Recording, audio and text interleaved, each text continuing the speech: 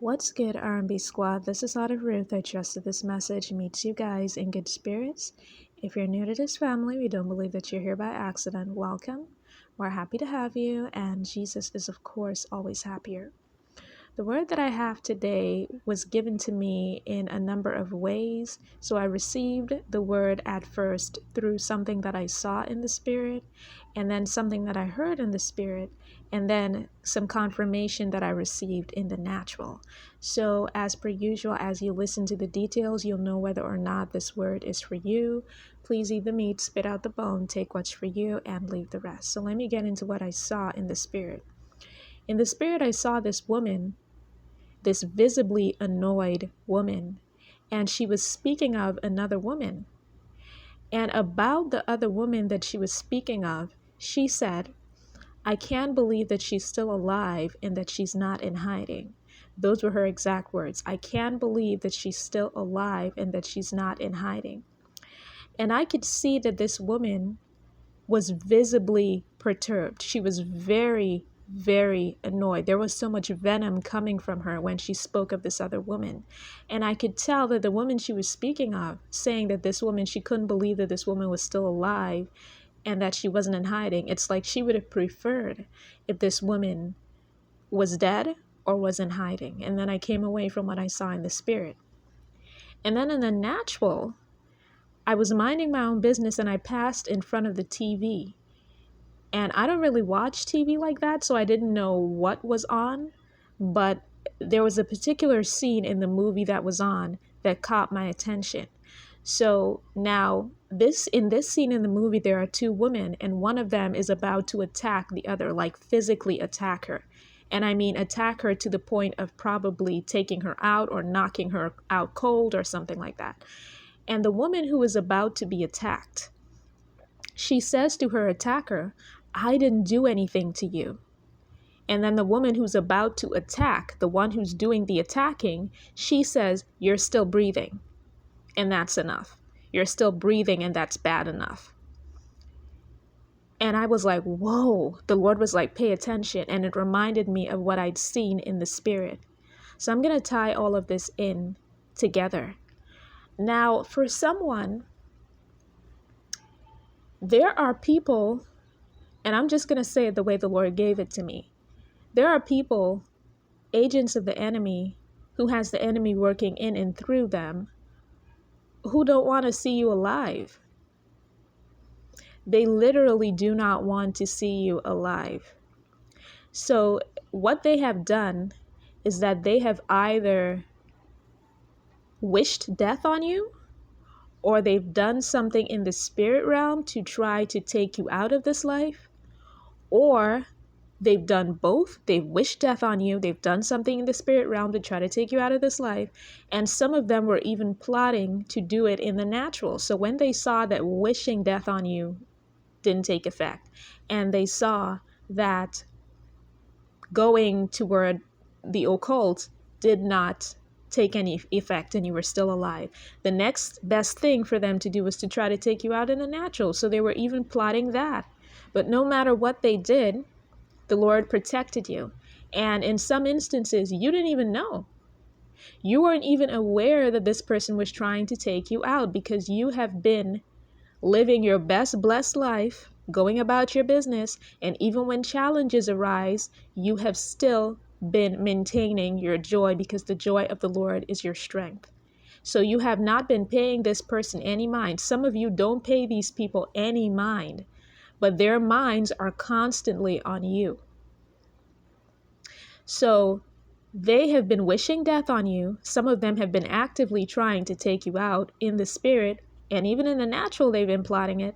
And they are flabbergasted by you still being here. The fact that you're still in existence, they can't believe it. They don't understand how everything they've done amounted to nothing.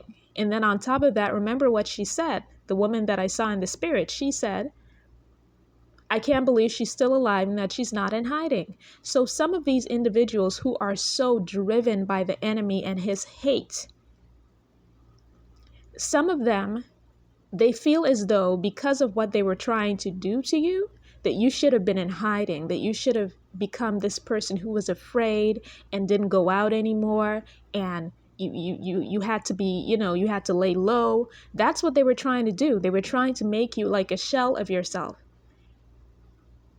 They didn't want you enjoying any aspect of your life. So they wanted you to either go into hiding or curl up and die. And you didn't do either one.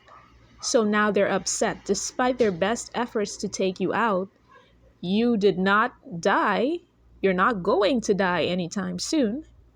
And certainly not by their hands. And on top of that, you're not in hiding. You're out here glowing. You're still blessed. The Lord is still covering you. They are mad because they feel like the devil did not hold up his end of the bargain. But you know what? The Lord is saying, I heard the Lord say, He's your defender and your protector. I heard Him say that He will protect you and that He will come to your defense. And that regardless of what these people do, because they're not the first ones. This isn't the first time that the enemy has tried to take you out. He's just using a human being now to try to do it, but he's done it before in various ways. Some of you are survivors in every sense of the word because God has been looking out for your whole life. And so this person, this Johnny come lately, thinking that they can take you out by casting a spell or by plotting something or simply by wishing you away. They don't know your God. They clearly don't know anything about you and your beliefs, and they do not know your God. And you see, the thing about these folk is that the enemy allows them to get into such a state of obsession. He drives them with so much hatred that all they do, instead of harming you, all they do is add to the long list of offenses that they're going to be judged for. That is all they do. Because if someone is thinking so much of you, imagine that. Imagine someone spending so much time thinking of you and being so obsessed with you that your existence, your mere existence, prevents them from being happy. Imagine that. That woman that I saw in that movie clip, the woman she was about to attack, the woman asked her, she was like, I didn't do anything to you. Why are you doing this? I didn't do anything. And she says right before she attacks the woman, or right before she's about to attack the woman, she's like, you're still breathing. You're breathing, and that's the problem. So some of these people, your blessings and the things that God is doing for you, the doors that He's about to open for you, the doors that He's already opened, that's rubbing salt in the wound. But none of that even had to happen for you or to you in order for these people to be mad. They are just mad at your existence, your mere existence. The fact that you're breathing bothers them. And if someone can get to a point where they're so obsessed with you that your existence determines whether or not they're happy, they're making you an idol. So on top of practicing the occult, on top of operating out of a spirit of witchcraft and manipulation, on top of being vengeful and angry and bitter and acting on those feelings, on top of all of that, these people are also committing idolatry. They're idolizing you. Anyone that puts that much thought into another human being wakes up every day obsessing over this other human being, letting this other human being have the power to determine whether or not they're happy, as opposed to receiving their joy from the Lord. That person is creating an idol out of the object of their hatred. So they are idolizing you and hating on you at the same time. And that is crazy. But the Lord is looking at them like, you're worried about the wrong thing. The Lord is looking at them like, if I were you, I would not be worried about if this person is still breathing or if they're still alive. I'd be worried about what was coming up on me. The Lord is like, y'all need to worry about what's coming up on you. You need to worry about what's coming next for you because it doesn't look good. It does not look good. See, these people, they think that they can try to cause your death or even wish it, and that everything is going to be rainbows and butterflies for them after that. The Lord is saying they better start worrying. If they weren't worried about it before, they better start worrying about what's coming to them. I heard the Lord say that they are going to fall. Those were his exact words. They are going to fall. So while they were wishing death on you and waiting for your downfall, they will not even see theirs coming. And that's the word.